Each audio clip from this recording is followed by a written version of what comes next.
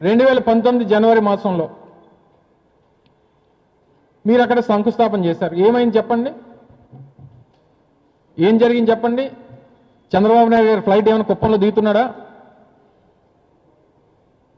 ఆ ఎయిర్పోర్ట్ ప్రారంభమైపోయిందా? లేనిపోయినటువంటి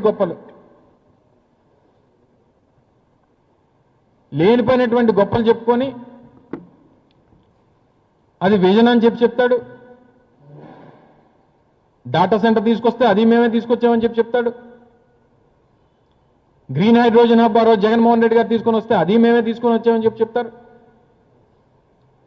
చివరికి భోగాపురం ఇంటర్నేషనల్ ఎయిర్పోర్ట్కి మంచి కనెక్టివిటీ విశాఖపట్నం నుంచి ఉండాలని చెప్పి ఆ రోజు గ్లోబల్ ఇన్వెస్టర్ సమిట్ విశాఖపట్నంలో జరిగితే గడ్కరీ గారిని ఆ రోజు ముఖ్య అతిథిగా ఆహ్వానించి వారితో అనౌన్స్మెంట్ చేయించి ల్యాండ్ పార్ట్ ఏదైతే ఉందో రాష్ట్ర ప్రభుత్వం భరిస్తాం, మిగిలినటువంటి ప్రాజెక్ట్ కాస్ట్ అంతా కూడా కేంద్ర ప్రభుత్వాన్ని భరించమని చెప్పి రిక్వెస్ట్ చేసి ఆ రోజు వేదిక మీదే లెటర్ రాసి గడ్కరీ గారికి